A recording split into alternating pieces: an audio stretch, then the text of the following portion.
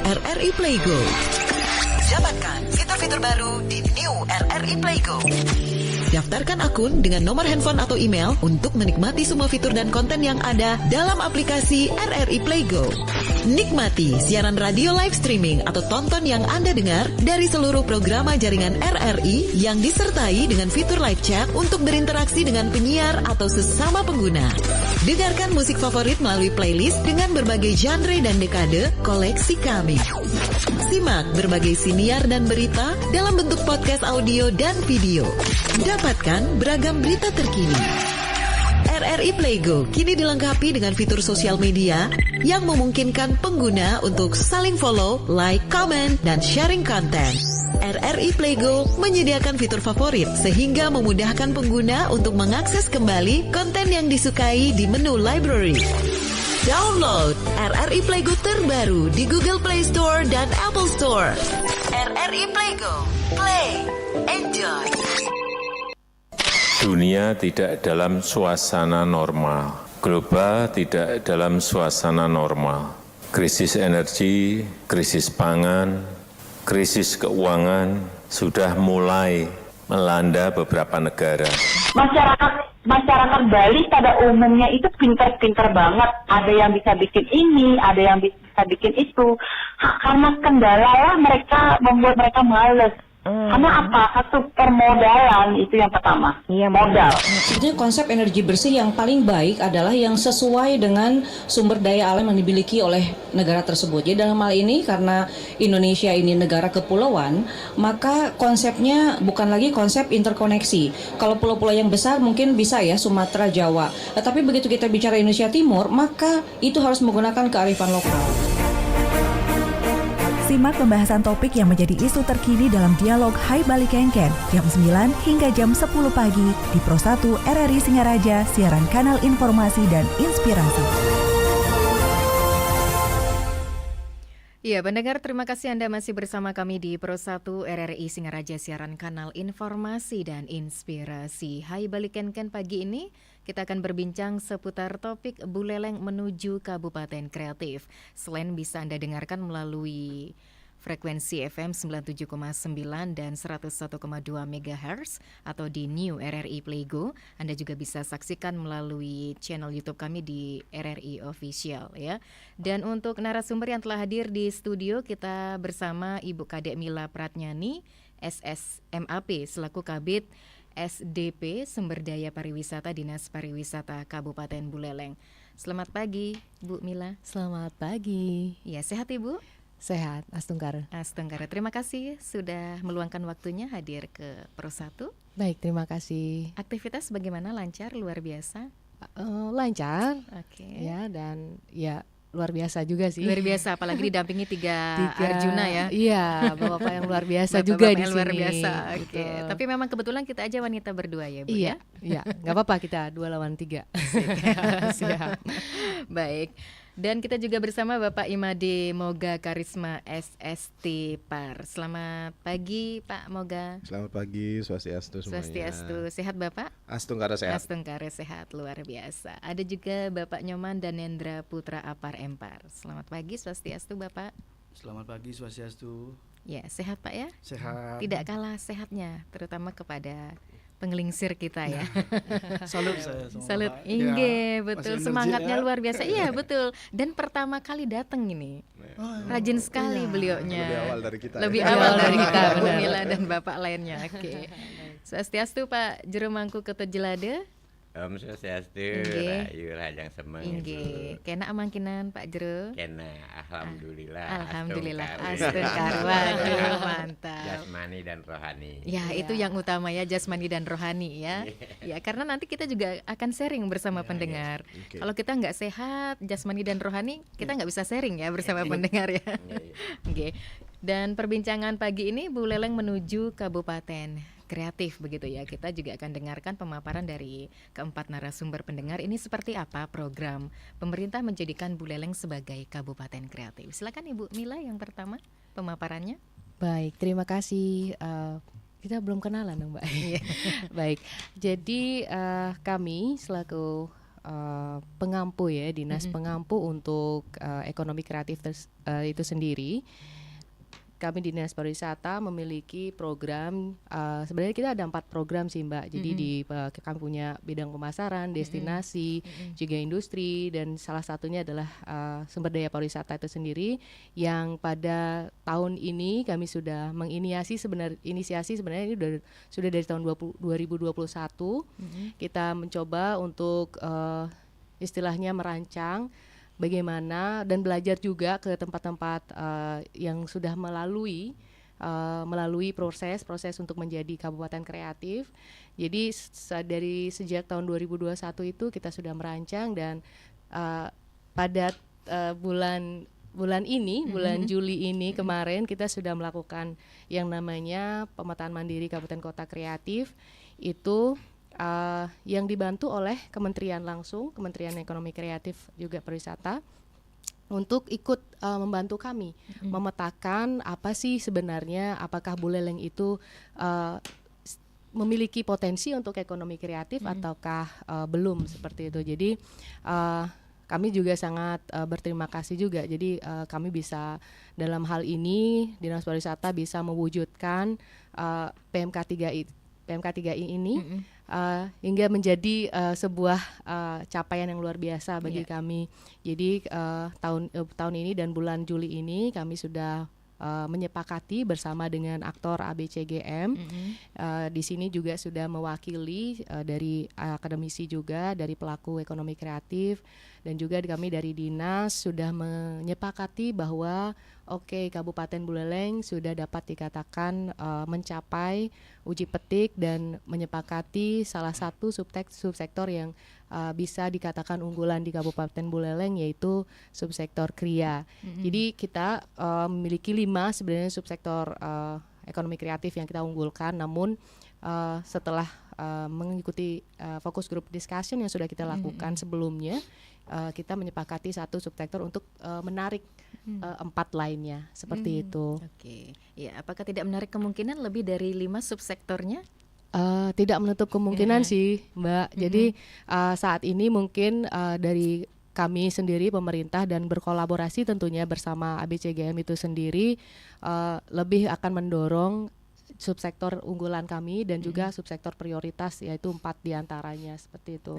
Bisa disebutkan ya Bu Mila ya subsektor jadi apa saja?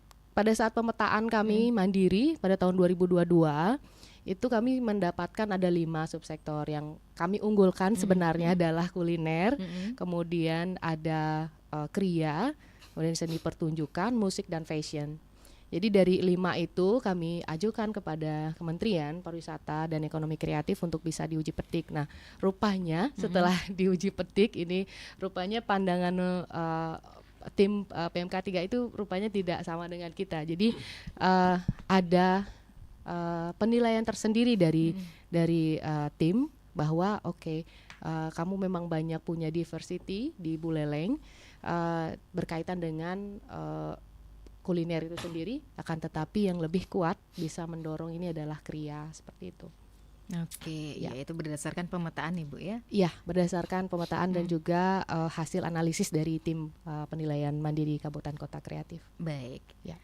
Penambahannya Pak, moga. Baik, selamat pagi para pendengar RRI. Jadi saya ingin memberikan gambaran lebih luas dulu bahwa menambahkan apa yang Ibu Mila sampaikan. Jadi Kementerian Pariwisata itu memiliki 4 program unggulan, ada KEN, Karisma Event Nusantara, ada AKI, Apresiasi Kreasi Indonesia, ada ADWI, Anugerah Desa Wisata, dan ada Kata Kreatif. Kata Kreatif di sini adalah Kabupaten Kota Kreatif. Di tahun 2017 di Bali itu sudah ada 2, Denpasar dan Gianyar. Nah, ekonomi kreatif sendiri itu merupakan hal yang kita berikan value penambahan pada produk-produk kreatif kita. Sederhananya contohnya laklak begitu ya. Kalau laklak yang biasa harganya mungkin 3, 4, 5 ribu, tetapi begitu dia diberikan topping, begitu dia diberikan metode pengolahan lebih bagus, dia akan naik value-nya dan harganya. Sama dengan teh gitu ya, teh yang di pinggir jalan kemudian diisi lemon, ditambahkan mungkin jelly dan sebagainya, akan bertambah. Salah satunya seperti itu. Jadi ekonomi kreatif itu ada 17 subsektor. 17 subsektor itu sebagian besar adalah subsektor yang berbasis dengan kebudayaan dan sisanya lagi adalah berbasis dengan teknologi. Ada ya, desain komunikasi visual, aplikasi, radio juga termasuk televisi dan beberapa subsektor lainnya. Kemudian yang berbasis dengan budaya itu salah satunya kriya, kuliner dan sebagainya itu berbasis dengan budaya. Nah, Buleleng mencoba ingin Adwi kita sudah pernah dapat, kemudian Ken kita selalu masuk agendanya di nasional. Nah, potensi kita sangat luar biasa, 157 km panjang pantai, buah terbaik, kemudian hasil cengkeh terbaik, kopi beraneka ragam. Kenapa kita diam? Kita nggak boleh diam. Dengan hasil sedemikian rupa besar, sedemikian rupa banyak seniman-seniman yang senior, seniman-seniman yang legendaris itu banyak dari Buleleng loh ya. Jangan salah. Kemudian sekarang anak-anak muda kreatif Buleleng sangat banyak, kartunis lah, sangat banyak. Hanya saja dalam sisi ini adalah database terhadap mereka itu jujur saja di kami masih lag gitu ya, masih kurang. Berdasarkan itu kita dari 2021 mencoba Dinas Pariwisata. Ini karena pandemi saja begitu ya. Kalau tidak pandemi mungkin bisa lebih awal kita ini. Dari 2021 kita melakukan inventory, 2022 kita menguatkan, dan akhirnya di 2022 pada bulan November tanggal 1 saya ingat sekali kita mengajukan surat ke Kementerian Pariwisata. ABCGM aktornya akademisi, bisnis, komunitas, government sama media jadi satu. Kita mencoba mengajukan surat ke Kementerian Pariwisata untuk melakukan yang namanya proses uji petik. Nah, proses uji petik ini menuju kepada kabupaten kreatif itu karena indikatornya banyak, indikator prosesnya banyak, kreasi, distribusi, inovasi, kemudian konservasi dan konsumsi. Jadi banyak proses di dalamnya yang kami lakukan.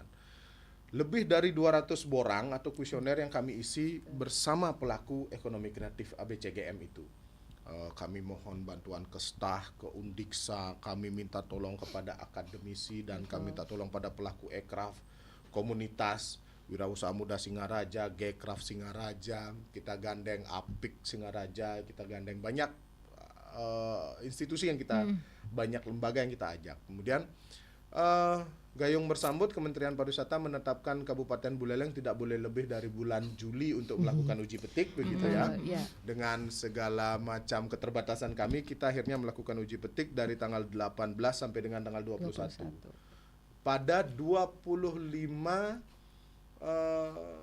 pelaku ekraf di Kabupaten Buleleng. Dari 17 subsektor, ternyata setelah kita petakan yang unggul itu 5. Kuliner, fashion, kriya, seni pertunjukan dan musik. Dari 5 itulah kita ambil 25 pelaku ekraf ini yang kita uji petik, turun ke lapangan bersama kementerian hingga malam-malam kita gedor para pelaku ekraf. Dan 18-19 Juli kita uji petik, tanggal 20 kita FGD, fokus group discussion. Nah, terpilihlah satu subsektor penghela istilahnya penghela itu adalah yang mampu memberikan push faktor dan pull faktor pendorong dan faktor penariknya. Yang diambil adalah kriya. Jangan berpikir kriya ini ukiran semata, jangan berpikir kriya ini patung semata, tidak. Proses tenun itu adalah kriya. Sebelum dia menjadi fashion atau baju, proses tenun itu adalah kriya. Ternyata Buleleng luar biasa sekali produknya. Produk tenunnya yang produk tenunnya luar biasa. Memang tidak mass, tidak massal. Memang sangat identik.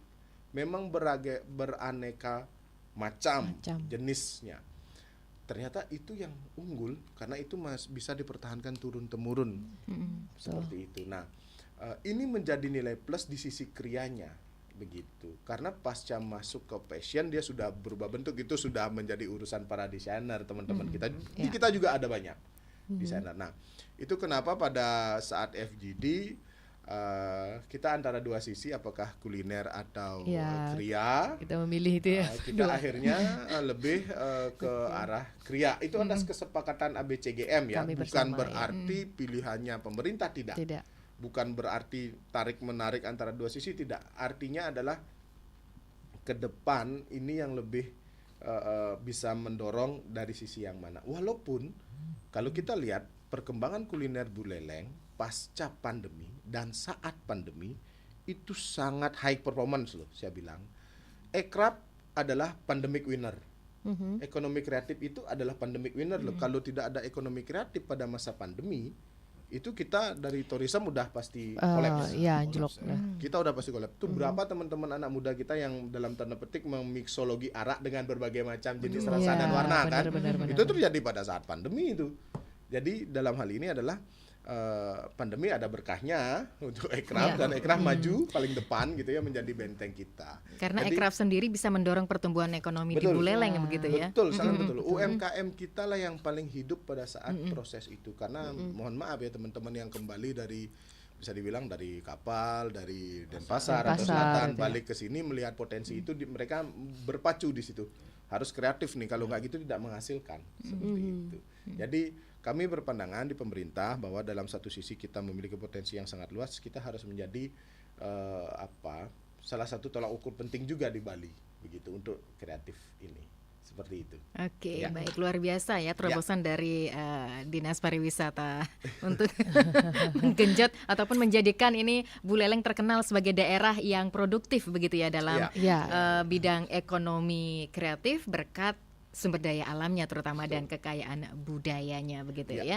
Saya ke Pak Nyoman Danendra Putra, silakan untuk pemaparannya Bapak. Oke, Om Swastiastu, selamat pagi. Om Swastiastu. Jadi sedikit saya menambahkan saya dari akademisi ya. Pada dasarnya Buleleng itu memang patut dikembangkan karena kita mempunyai seperti tadi disebutkan oleh Bapak dan Ibu ini ya, SDM kita punya, sumber daya alam kita melimpah dari barat sampai timur, selatan, utara, laut juga kita utara, walaupun itu laut itu potensinya besar sekali, gitu ya. Terus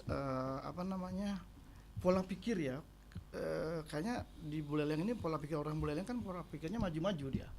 Itu saya udah bergaul ke Bali Selatan, orang Buleleng tuh diakui keberaniannya untuk mengambil keputusan, mengambil risiko ya, ya dan antara petik kreatif lah. Makanya seperti Pak Morgan tadi bilang, berkah juga sebenarnya COVID ini ya, berkah dalam kadang sudah gitu ya, kadang sudah jadi berkah ya. Kita ambil positifnya karena kreativitas itu dirangsang. Termasuk dari contoh arak. Dulu contoh kayak di rumah saya garam, dulu enggak ada yang mau ngambil garam. Dengan COVID itu anak muda akhirnya mau dia, tidak ada pilihan.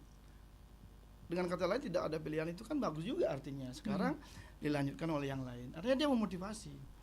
Berbagai macam kreativitas arak, akar-akar bangun, akar-akar tanaman ya. Terus anyaman.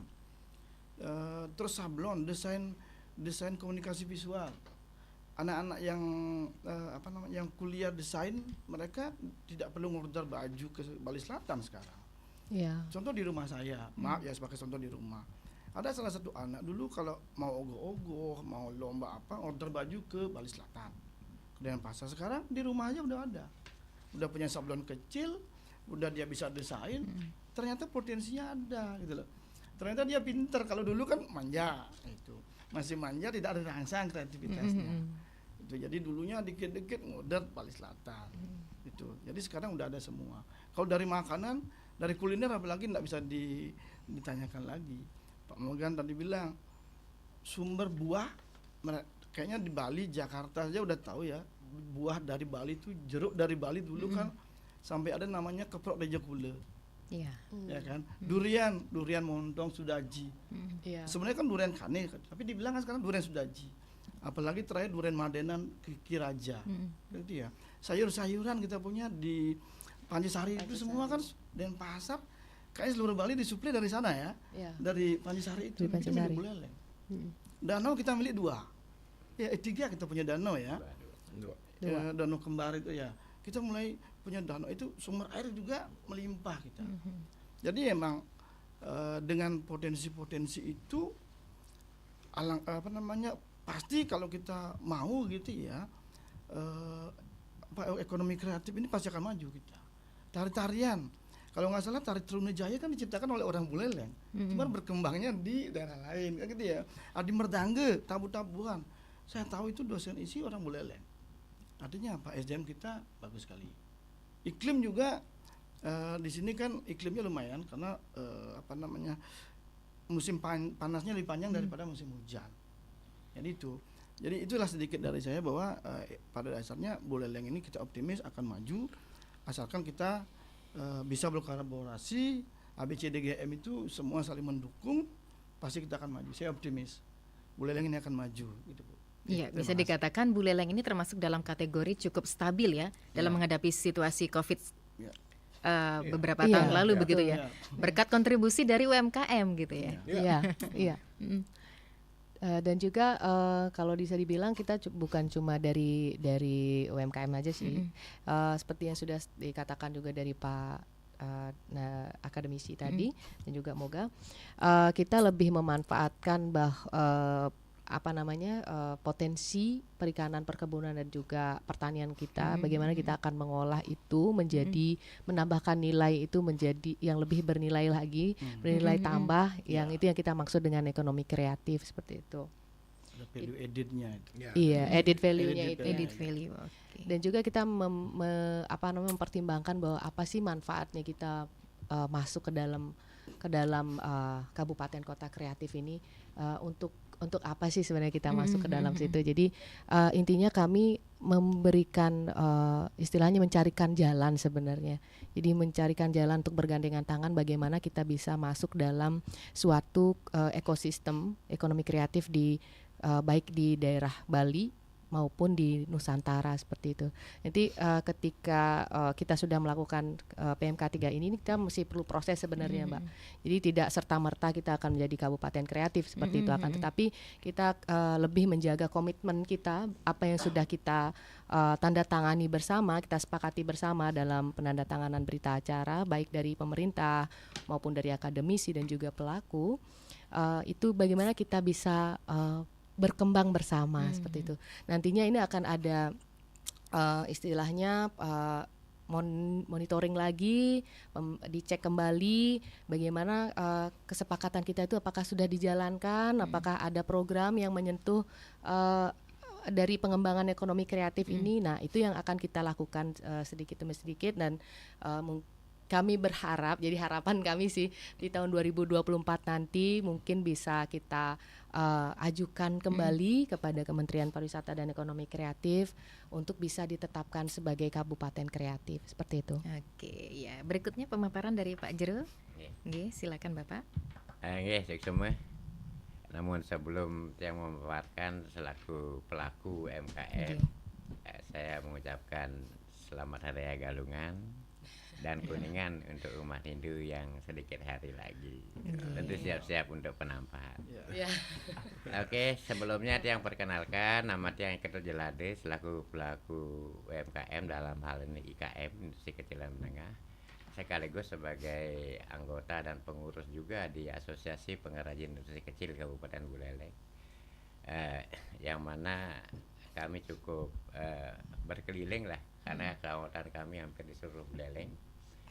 Terkait apa yang disampaikan tadi oleh rekan-rekan yang terdahulu tentang potensi yang ada di Buleleng ini memang sangat luar biasa, termasuk SDM-nya dan juga SDA-nya, sehingga tidak diragukan lagi, apalagi Buleleng yang luasannya hampir sepertiga Pulau Bali ya, yang cukup kaya tentunya, tentu sedikit imbasnya dalam hal COVID kemarin.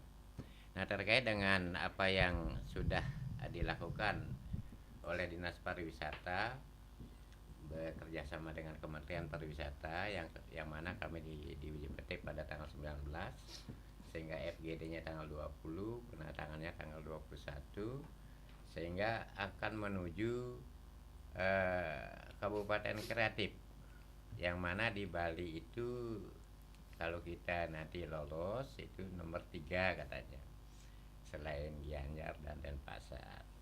Nah, terkait dengan UMKM yang ada di Buleleng, kemarin setelah pandemi sebetulnya sudah mulai ada geliat naik. Namun yang perlu kami sampaikan bahwa apapun yang program yang di skema oleh Dinas Pariwisata, tentu nanti ada linknya ke Dinas Perindustrian dan Perdagangan. Betul. Terkait kalau ibaratnya adalah di sini adalah bahan bakunya perdagangan lah yang berjalan. Nah, adapun APIK itu sendiri sebetulnya kemarin baik secara pribadi saya sendiri mensupport juga dinas perdagangan dan perindustrian sehingga terwujudlah PLUT yang ada sekarang di Banyuasri. Nah, masalah kami di industri sebetulnya produk-produk kami itu sudah diekspor, namun Buleleng belum menjadi eksportir karena masih boleh katakan namanya masih dibawa oleh Bali Selatan, padahal produknya sudah di Buleleng. Banyak, termasuk saya sendiri. Itu satu contoh yang real.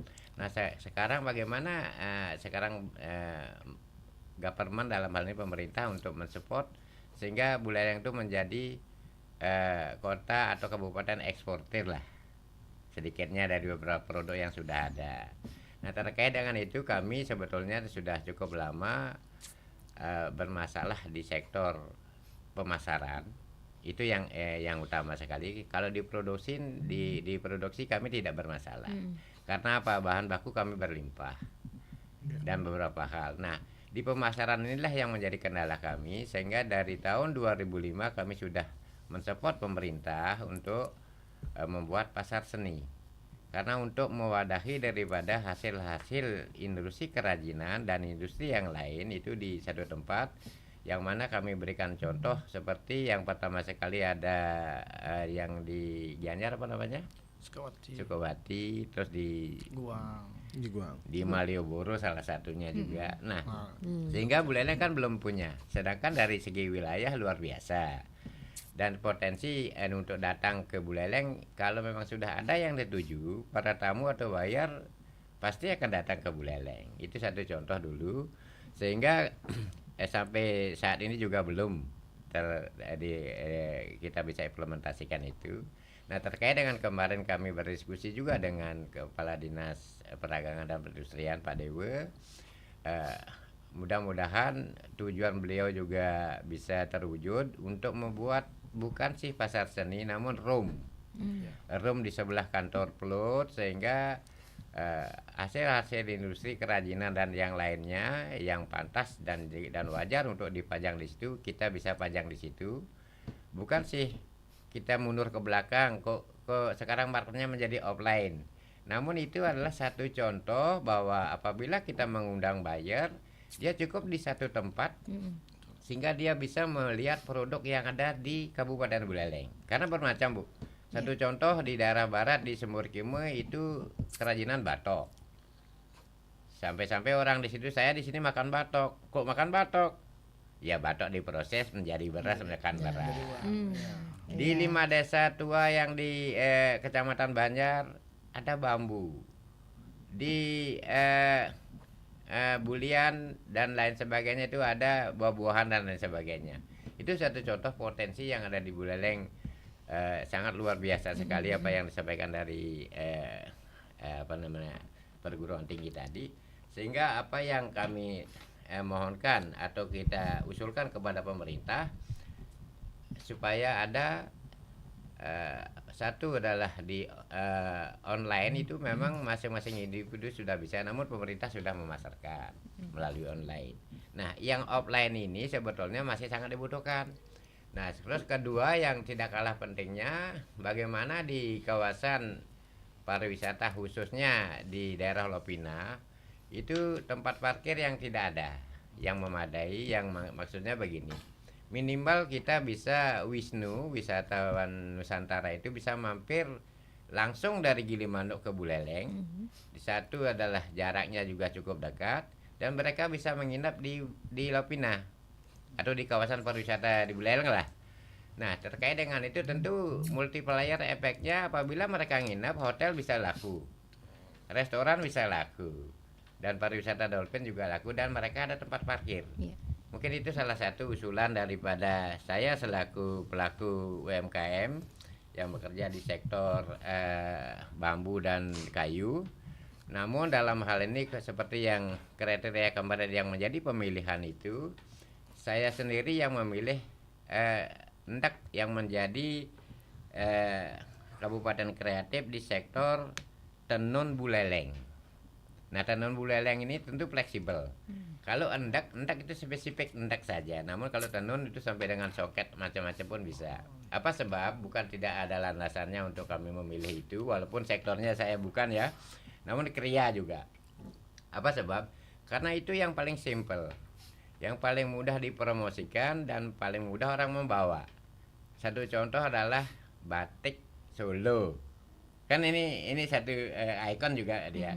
Nah, inilah ikonnya yang kami pilih, sehingga kami berempat pada waktu penandatanganan, saya sendiri yang mewakili kriya untuk menandatangani untuk diusulkan menjadi kabupaten kreatif.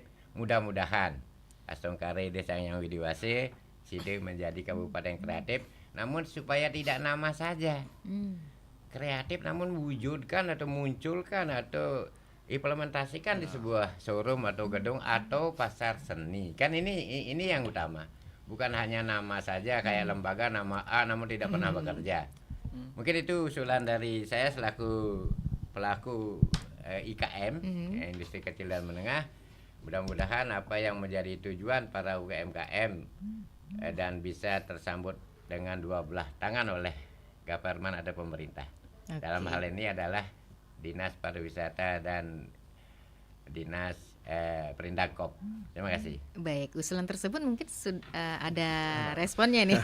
Silakan. Baik. Silakan ditanggapi. Jadi begini, betul sekali bahwa sebenarnya pasca kita berdiskusi panjang lebar dari 2022 dengan beberapa orang akademisi, termasuk juga kami melakukan studi banding pada beberapa tempat di Denpasar, di Badung dan di Gianyar begitu ya, berkaitan dengan bagaimana mengelola ekonomi kreatif di sebuah kabupaten. Sederhana memang bahasanya ketika pemerintah membridging atau menjembatani pelaku aircraft ini, bahasanya sederhana, tapi pelaksanaannya memang agak susah sekali. Di lain sisi kita sebenarnya sudah tergabung dalam jejaring kabupaten kota kreatif via ICCN. Jadi Indonesian Creative City Network kita sudah tanda tangan pada waktu periodenya Pak Agus Suratnyano, tapi sebelum beliau berakhir itu sempat kita adakan kerjasama juga dengan Kementerian Koperasi. Ya, Kementerian Koperasi kita ICCN, jadi sudah kita tergabung. Kemudian yang sekarang dari sisi Kemenparekrafnya itu PMK3I, Penilaian Mandiri Kabupaten Kota Kreatif. Jadi betul yang disampaikan oleh Jero Ketut Jelada tadi bahwa ternyata pasca kita petakan Kabupaten Buleleng ini pada proses, jadi ada 5 proses yang perlu teman-teman pahami, pendengar pahami, bahwa ada proses kreasi ideasi, kemudian ada produksi, ada distribusi, ada konsumsi. Dan yang terakhir ada konservasi. Di proses ideasi dan kreasi Buleleng sangat ada lawan lah. Ya, proses ideasi dan kreasi loh ya, saya garis bawahi dulu ya. Proses kreasi dan ideasi Buleleng jangan dilawan ya. Kemudian yang berikutnya adalah proses produksi. Di proses produksi inilah mulai bermunculan berbagai jenis permasalahan. Satu sarana, dua bahan baku dan sebagainya. Sudah mulai muncul nih di sini nih. Masuk ke tahap berikutnya distribusi. Masalahnya tadi pemasaran itu adalah distribusi nih. Bagaimana mendistribusikan produk ini supaya sampai ke konsumen. Tidak hanya pengiriman tetapi penyampaian informasi berupa promosi ini juga menjadi sesuatu yang harus kita kelola dengan baik offline, online. Nah, ini distribusi. Baru masuk ke tahap konsumsi, bagaimana produk ini bisa dikemas dan dinikmati.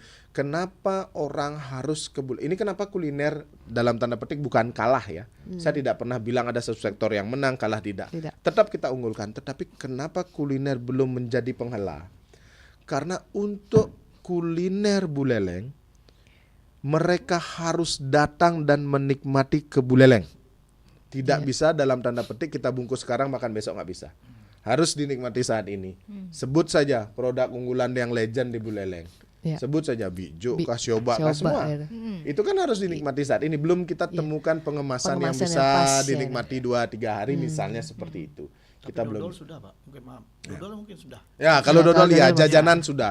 Jajanan, Karena dia kering, karena dia kering. minuman yang turunan nih misalnya jamu-jamuan dari Ya. akar, it's okay, tetapi Sudah kuliner lupa, yang sudah bahannya. bahannya ya oke. Tapi yang seperti yang saya bilang tadi, kuliner utama yang legend itu masih memerlukan yang namanya proses ya.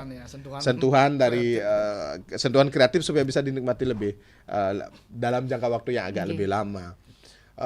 Yang lain-lain saya tidak ada ini. Kemudian kuliner dalam hal turunan kedua atau turunan ketiga. Jujur saja sempat di Pancasari itu wine strawberry sudah bermunculan. Ya kan? Ya. Wine strawberry sudah bermunculan. Ini kan produk turunan kedua dan ketiga kemungkinan ya. Jadi strawberry mungkin pasca tidak dikonsumsi bisa dijadikan keripik atau apa, kemudian diturunkan lagi setelah difermentasi bisa jadi wine turunan ketiga berikutnya. Sama di buleleng yang lainnya, produk turunan kedua dan ketiga kita dalam artian belum kita garap secara optimal. Duren misalnya kita buatin permen nih. Ya kan? Duren kita buatin permen, manggis kayak kita buatin permen atau turunan berikutnya. Kalau mungkin betul jadi slay. Ini yang kami dari sisi pemerintah sebenarnya kalau idealnya kita berbicara itu adalah dari sisi kami saat ini dan ke depan sedang berusaha menyusun roadmap tentang ekonomi kreatif Kabupaten Buleleng pasca kita ditetapkan sebagai di dalam PMK 3I, kita menyusun roadmap dan branding. Di dalam roadmap itu akan ada yang namanya penyediaan co-working space. Co-working space ini tempat kerjanya orang-orang kreatif nih. Anak-anak muda nih plut bisa menjadi co-working space. Asal akses masuk anak muda berkreativitas bisa dilakukan di sana. Kemudian ada rumah belanja, ada rumah kemasan. Nah, ini yang di kita itu sangat penting. Mungkin yang dimaksud room tadi itu adalah rumah belanja. Kita bisa bangun itu atau bisa berikan sulap sebuah tempat ya dalam tanda petik, kita berikan etalase kemudian bisa dilihat oleh wisatawan yang datang di seperti itu. One stop shopping mungkin. Ya, betul. Mungkin tambahan Pak Mogan, maaf, di DJ Kule ada. Gerbang Pura. Saya ikut di Oh, asosiasi iya, Gerbang iya, Pura. iya, Di iya. sampingnya rumah jabatan camat itu ada. Nah, itu menampung semua produk yang di kecamatan. jadi seperti yang disampaikan tadi bahwa produk-produk unggulan di masing-masing kecamatan ini kita mungkin dalam hal di roadmap ini kami masukkan hal yang seperti itu. Jadi ada rumah kemasan ini penting. Rumah kemasan, rumah belanja. Produk kita UMKM baru datang itu kadang-kadang nggak ada logo, nggak bisa mengemas. Betul. Dan mereka memerlukan expert untuk itu, orang-orang expert untuk membantu itu. Kita dalam proses roadmap nanti akan menyediakan mereka-mereka yang bisa membantu itu. Sehingga ke depan memang pasca PMK 3I, PR kita masih ada 4. Banyak.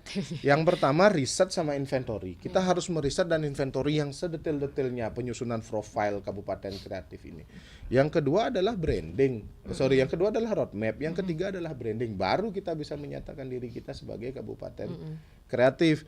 Panjang, memerlukan banyak effort, tetapi apakah kami lelah? Iya, tapi kami tidak menyerah.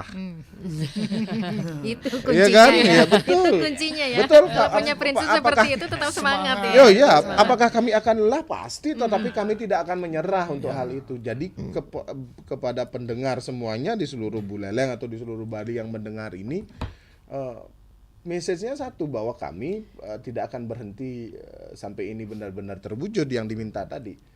Jadi tidak akan pernah berhenti untuk itu, karena jujur saja planning kami sebenarnya masuk 2020 kita mulai menyusun. Sayang sekali kita kena pandemi.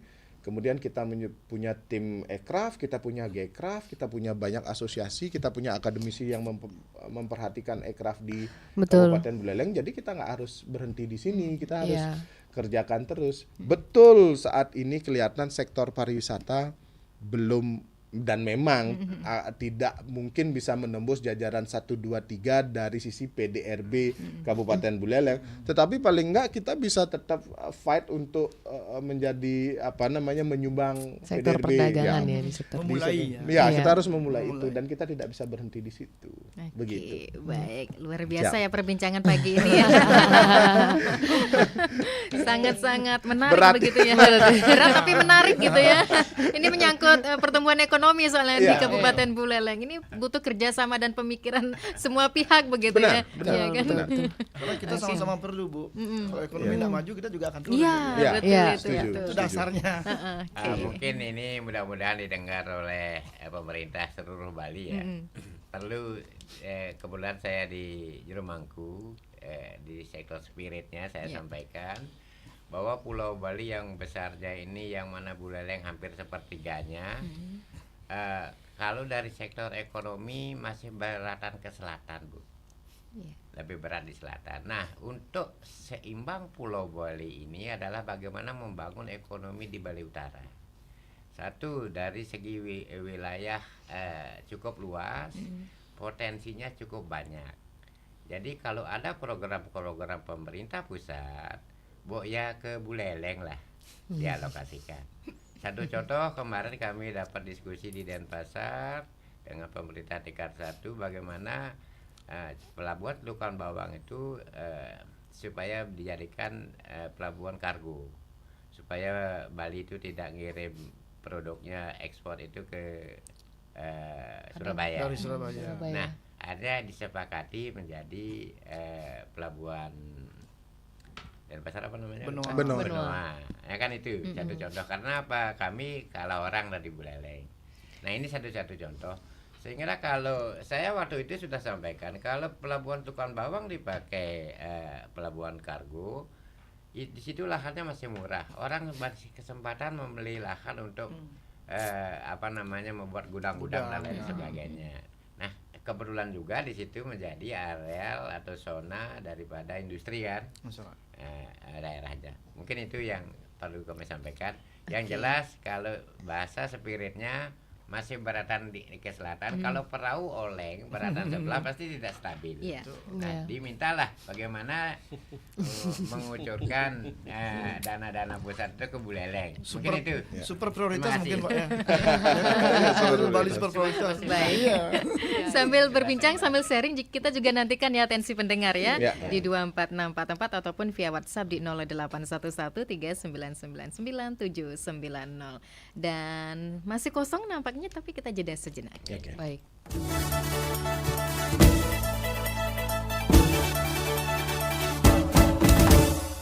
Sis, di sana ada pasar baju impor loh. Wah, masa sih?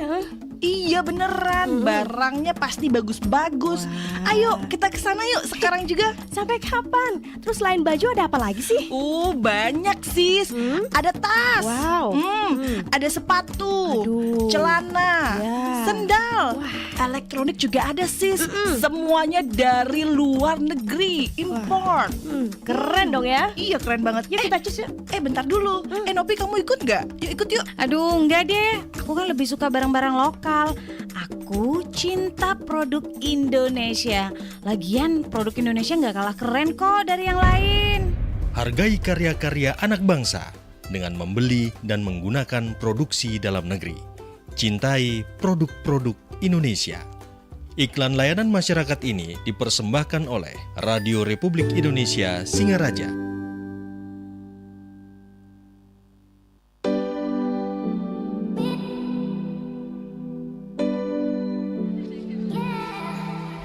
Duh, di mana ya? Kemarin di sini. Sekarang kok nggak ada?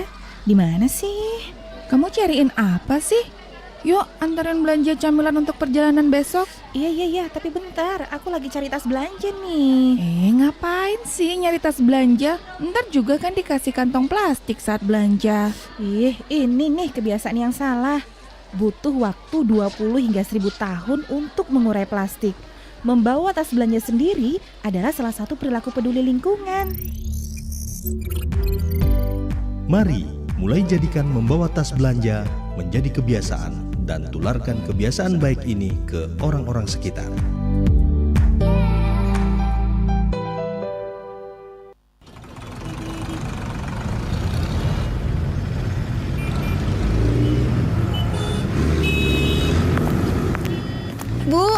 Bu, tunggu dulu Bu. Mau ke pasar ya? Saya nitip ya. Nitip apa ya? Saya nitip buah. Jeruk yang kuning-kuning mencolok itu 1 kilo, apel merah 1 kilo, terus buah pir 2 kilo. Pokoknya semuanya yang impor ya Bu. Kalau saya cukup dengan buah lokal saja. Di samping membantu para petani dalam kondisi sekarang ini, juga buah lokal lebih aman dan lebih murah. Pilih dan konsumsilah buah lokal karena buah lokal juga banyak menyumbangkan manfaat kesehatan bagi kita.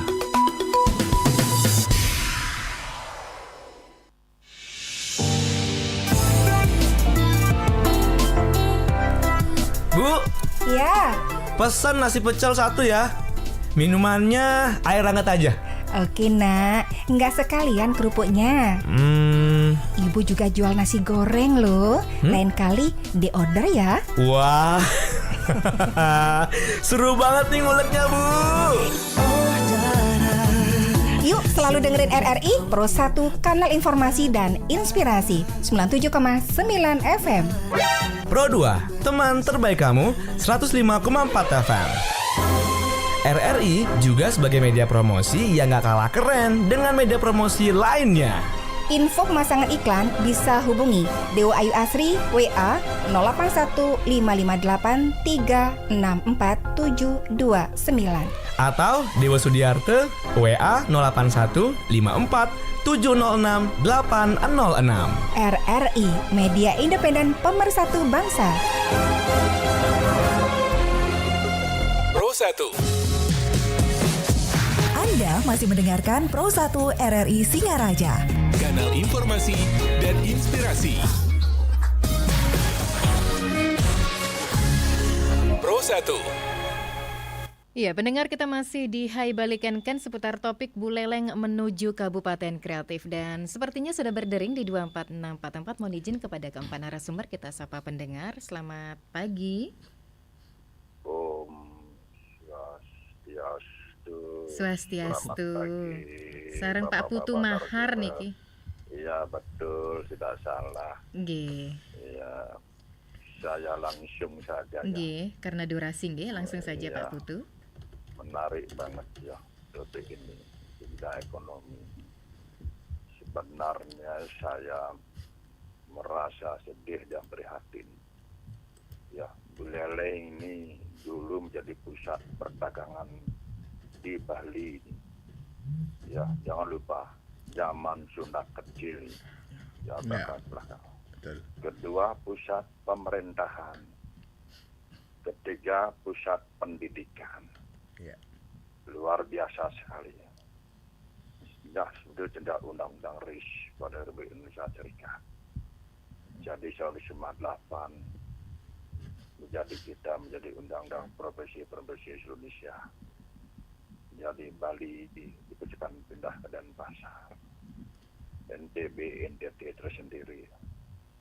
Semua lembaga pemerintahan dengan profesi pindah langsung ke provinsi.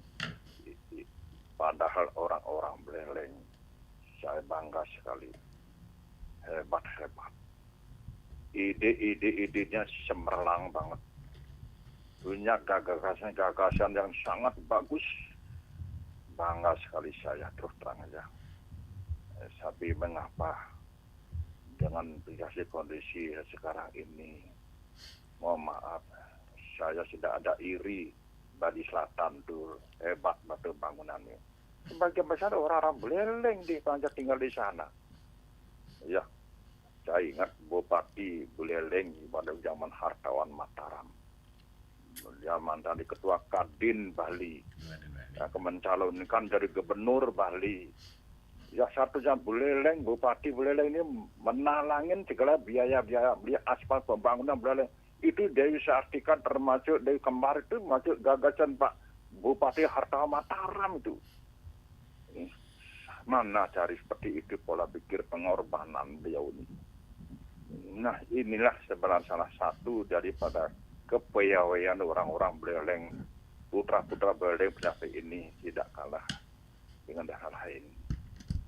Saya terus terang aja, inilah di Pak Gurde almarhum. Ya, beliau orang Buleleng mendirikan ini, corak ekonomi. Beliau sudah menyampaikan, Buleleng ini kalau tukang bawang itu sudah pindah. Kalau Buleleng ini diudupkan ini, punya historis yang sedikit saya yakin. Itu dari sejarah transportasi, jadi daerah tolnya laut antara Makassar, Buleleng Makassar, Buleleng Surabaya, Buleleng Ampenan. Dulu teman-teman banyak kuliah di Makassar, Hasanuddin. Ya, banyak kuliah di sana. Ada Surabaya, ada sebagainya. Tapi kenyataan sekarang dengan matinya Buleleng ini, pusat perdagangan Jalan Hasanuddin, Imam Bonjol, termasuk dengan yang ada di Ponorogo, gedung-gedung yang sangat berani, sepi sekarang. Inilah sepi sekarang terang aja. Bukti-bukti yang fakta yang saya cari. Sekarang bagaimana sekarang ini Buleleng ini sudah begini. Ya, misalnya saya tidak mau terlibat orang politis tinggi tidak mau saya. Inilah Buleleng sekarang ini, jangan dibilang Buleleng itu ya seperti ini. Saya bangga, termasuk bapak-bapak narasumber nih hebat-hebat nih pola pikirnya. Luar biasa, saya bangga betul. Jangan bekerja hati Pak. Buleleng bangunan di Bali Selatan hebat, bagus. Jangan berkecil hati. Yang penting Buleleng aman, kondisif. Kalau Buleleng bergolak, mohon maaf, Buleleng kelabu. Buleleng Bali bisa hancur semua itu.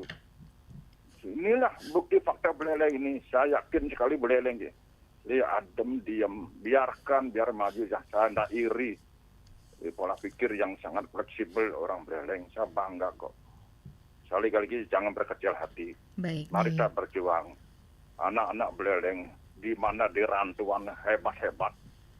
Itu kan Persija Jakarta itu orang Buleleng tuh. Pengelola itu. Ya teman-teman bisa Buleleng tuh. Ya ini di luar di rantauan tuh orang di Jawa Tengah. Itu dosen UNIP, profesor orang Buleleng tuh mendirikan Mandarigiri yang ada di Jawa Tengah, Puri orang Buleleng, Puri Buleleng tuh. Marilah kita bagaimana Buleleng ini ke depan sekarang ini masih dalam situasi kondisi stagnasi. Mari kita berdoa. Mari kita bersama-sama untuk masukkan Buleleng. Jangan menyalahkan ini, menyalahkan itu. Satukan sikap, satukan pikiran, satukan hati demi Buleleng, demi Bali, demi Indonesia supaya maju. Terima kasih. Om Santi, Santi Om Rahayu. Om Santi. Terima kasih Pak Putu Mahardipa. Nggih, silakan. Nggih, Pak Putu Mahardipa. Langsung ditanggapi Pak Mogan. Nggih, titiang dumun nggih. Mungkin mari bos ditambahin dari Pak Darendra dan Pak Jeru. Jadi matur susemo Bapak, kita tidak akan pernah berhenti dan menyerah nih yang pertama. Matur susemo dukungannya. Jadi memang ketika tahun 2021 tiang bisa dibilang lulusan pariwisata, lahir dari pariwisata dan dibesarkan ekonomi kreatif gitu ya kalau tiang mengibaratkan diri tiang, karena begini. Cukup panjang proses tiang di Bali Selatan dulu sebelum bertugas di sini di Bali Selatan. Jadi ketika melakukan riset ekonomi kreatif di Kabupaten Buleleng, yang kita cari pertama itu adalah histori tentang Buleleng. Ternyata banyak.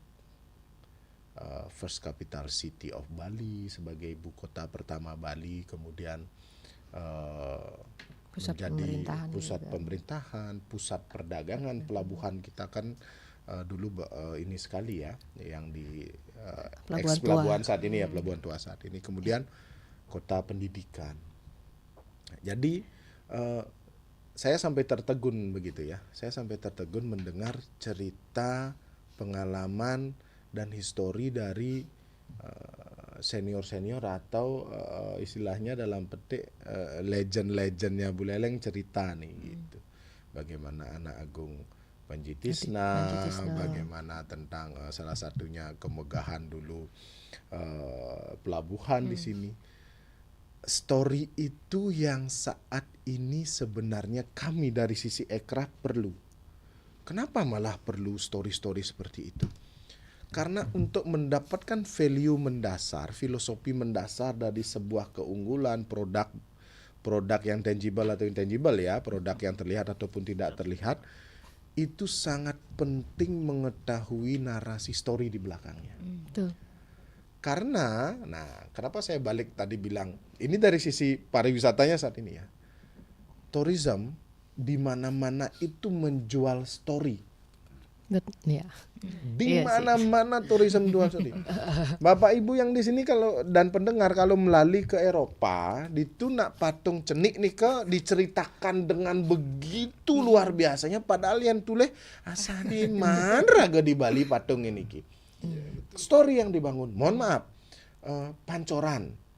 Kalau di daerah saya nggak sebut itu di Eropa, kita balik kanan, kita lempar koin ke belakang, terus kita tanamkan doa di dalam hati. Terkabulkan. Wah, dini asane ngidang di patung raga dini kayak gitu. Karena story yang dibangun, kalau Anda melakukan di sebuah patung itu, melempar koin ke belakang, berdoa, kemudian dia jual story-nya. Pasca terjadi atau tidak, sugesti balik. Iya. Atau misalnya keyakinan. Meboyot yang misalnya ngidang ngusut cunguh lumba-lumba, biyen mengidang teka kembali itu misalnya ya. Gitu misalnya. Nah niki ampuro sambil kita joke sedikit gitu, ya. Story yang dibangun ini kalau dikemas dengan storytelling yang menarik, itu bisa dikunjungi sama wisatawan, dan wisatawan nyari itu loh. Ya kan? Mohon maaf saja kita ya dikasih tahu, masukin tangan ke patung di Candi Borobudur. Candi apa ya? Kalau bisa nyentuh itu pasti apapun terkabul. Kan ada begitu. Ada yang begitu yang dibangun. Nah, ternyata di Buleleng banyak sekali story yang bisa kita kemas. Iya, Pak Moga, mohon maaf karena durasi ini ya. Ini memang menarik sekali perbincangannya. Oke. Dari sisi riset kami yang kami lakukan, memang penting sekali memahami potensi Kabupaten Buleleng dari semua sisi untuk membangun Ekraf itu. Terus yang lain bisa melengkapi. Terkait histori. Singkat mantan Pak Jero nggih. Histori yang memang luar biasa Buleleng niki, Bu. Sebab kalau dari segi grafik Pulau Bali ya, sebelah utara ini adalah pelabuhan. Menurut yang kami baca dan kami lihat, itu ada 15 pelabuhan yang ada di Buleleng. Nah, histori yang tentunya pada zamannya masih zaman gunung lah ya, zaman belum ada gunung, itu masuknya kebudayaan atau manusia itu dari utara. Terbukti pada abad ke-10 itu ada candi Buddha yang ada di Kalibukbo. Nah, ini kan belum terekspos, Bu. Padahal itu sebuah histori yang apa disampaikan tadi. Kalau kita berbicara masalah tamu wisata, itu mereka akan melihat atau mencari histori itu, dan dia minta cerita di situ. Ini kan belum terekspos. Nah, banyaklah potensi-potensi yang menjadi zona-zona pariwisata bagi pariwisata untuk datang yang ada di Buleleng. Mungkin itu karena masalah durasinya. Iya, betul. Tanpa terasa ya kita berbincang hampir mendekati pukul 10 ya. Memang kalau sudah berbicara masalah tanpa terasa ya Mas 1 jam. Oke. Baik, terima kasih Bu Kadek Mila Pratnyani SSMAP atas kehadirannya, Bapak Imade Moga Karisma, terima kasih, Bapaknya Mandanendra Putra, dan juga Pak Jero Mangku Ketojilade, terima kasih atas kehadirannya ke studio Pro1 RRI Singaraja, dan sudah sharing seputar topik bersama pendengar ya. Buleleng menuju Kabupaten Kreatif. Selamat beraktivitas kembali dan salam sehat selalu kepada keempat narasumber. Terima kasih. Hayu Sareng Sami.